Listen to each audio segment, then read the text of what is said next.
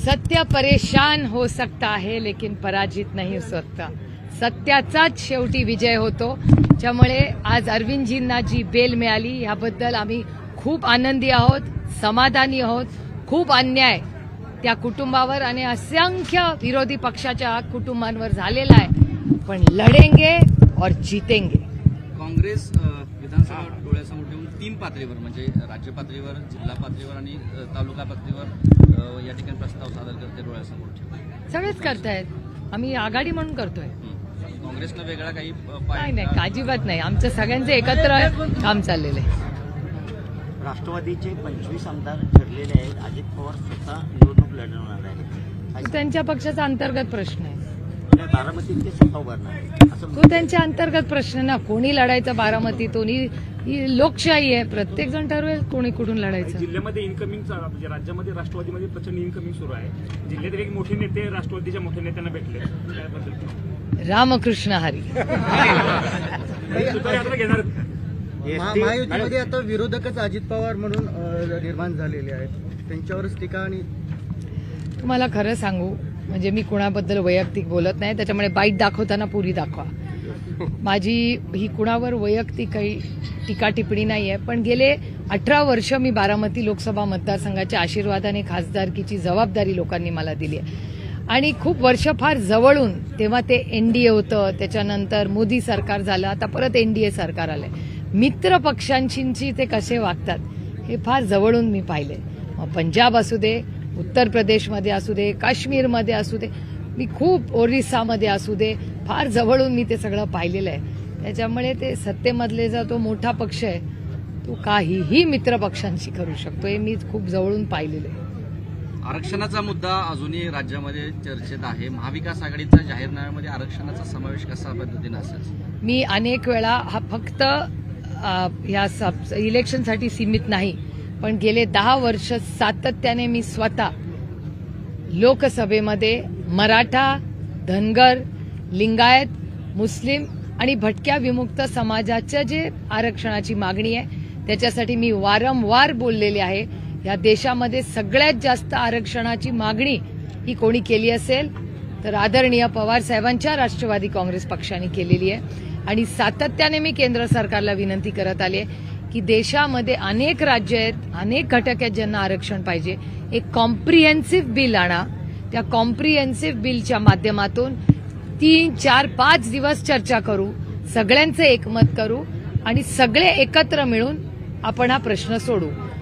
जे कुणाचं राज्य असेल ते मराठा, धनगर, लिंगायत, मुस्लिम आणि भटक्या विमुक्त च्या समाजांना आरक्षण देईल त्या सरकारच्या मागे आम्ही ताकदीने उभा राहू. एसटी कर्मचाऱ्यांना दिलेला शब्द सरकारने फिरवला आहे. पगारवाढ ही 2020 पासून नाही तर 2024 पासून देणार असं सांगितलं जाते. काय नवीन आहे? सरकार असंच आहे, जुमलेबाज सरकार आहे. त्याच्यामुळे मला काही आश्चर्य वाटत नाही हे जेव्हा शब्द फिरवतात. नितेश राणे सांगतात ते हिंदूशी व्यवहार करा, हे कितपत योग्य आहे? माझ्या वाचनात आलेलं नाही, त्याच्यामुळे सर्व धर्म समभाव आपण मानायचा नाही असे नितेश राणे सांगतात. मला माहिती नाही बाबा. राहुल गांधींच्या शिंदे गटानं बंदी केली होती, परंतु काल मुंबईमध्ये यावर तुमचं काय मत आहे? यामिनी जाधव यांनी पूर्ण वाटप केले. ही लोकशाही आहे. लोकशाहीमध्ये प्रत्येकाला काय करायचा हा अधिकार भारतरत्न डॉक्टर बाबासाहेब आंबेडकरांनी दिलेला आहे. आणि त्यांच्या अंतर्गत जे काय त्यांची युती आहे ना, त्या युतीमध्ये काय त्यांची लढाई होते ते तुमच्या चॅनलवर तुम्ही दिसताय. मला त्याच्यात नाही पडायचं, कारण का या राज्यासमोर महागाई, बेरोजगारी, भ्रष्टाचार प्रचंड मोठी आव्हानं आहेत. त्यामुळे त्यांना आपापसात भांडू द्या, आम्हाला राज्याची सेवा करायची. माहितीतल्या एका घटकाला त्यांच्या कार्यकर्त्यांच्यामध्ये, नेत्यांच्यामध्ये जाणते, तुम्ही काही परतफेर असं वगैरे आव्हान करताय? मी कोणालाच आव्हान करत नाही. मी या देशाची सेवा करण्यासाठी राजकारण आणि समाजकारण करते, ज्याच्यात 80% समाजकारण आणि 20% राजकारण. जे धोरण कैलासवासी यशवंतराव चव्हाणांचा वैचारिक वारसा घेऊन आम्ही काम करतो.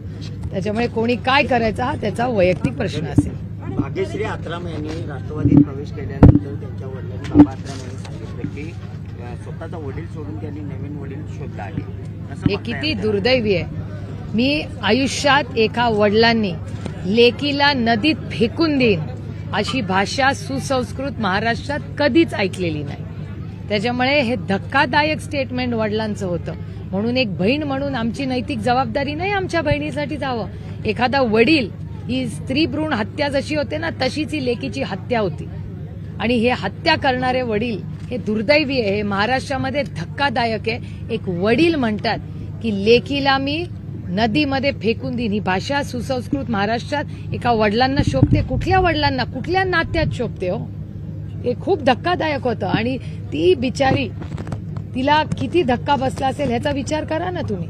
त्याच्यामुळे अर्थातच आमच्या भगिनीला आधार देणं ही आमची नैतिक जबाबदारी होती आणि आहे आणि आयुष्यभर राहील. मुख्यमंत्री लाडकी बहीण योजनेत संभाजीनगरमध्ये 12 भावांनी महिलेचे छायाचित्र लावून स्वतःचा अर्ज भरल्याचं समोर आलेलं आहे. हे प्रश्न मला विचारू नका, या ट्रिपल इंजिनच्या खोक्या सरकारला विचारा.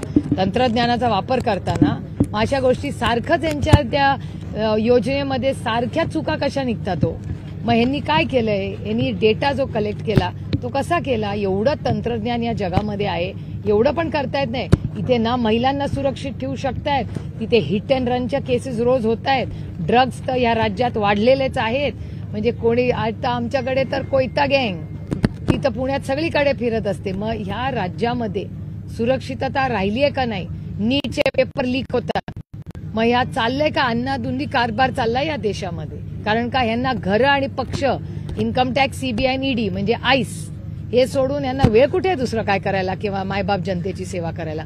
म्हणूनच आदरणीय पवार साहेब म्हणतात की सरकार बदललं पाहिजे. तुम्ही सरकार येणार असं सांगताय, पण महाविकास आघाडीचा मुख्यमंत्री कोण असेल काय? हे काळाबरोबर तुम्हाला कळेलच. ही टीम मॅटर्स. आणि अनेक वेळा आम्ही इलेक्शन्स लढलेलो आहोत. आम्ही कुणाचाच एक चेहरा घेऊन लढलेलो नाही. आम्ही वैचारिक पद्धतीने एकत्र आलेलो आहोत आणि महाराष्ट्राच्या हितासाठी आणि स्वाभिमानासाठी आणि विकासासाठी आम्ही एकत्र आहोत. राहुल गांधीचे आरक्षणावरून स्टेटमेंट परदेशामध्ये केले तुम्ही ऐकलं असेल. हो, ती पूर्ण काही स्टेटमेंट म्हणजे कम्प्लिटली आउट ऑफ कॉन्टेक्स्ट दिसतंय, कारण का त्याचा एकच भाग काढलेला आहे. पण मी एक तुम्हाला सांगते, सुप्रिया सुळे आणि राष्ट्रवादी काँग्रेस पक्षाचा प्रत्येक कार्यकर्ता हा संविधानासाठी आयुष्यभर लढत राहील.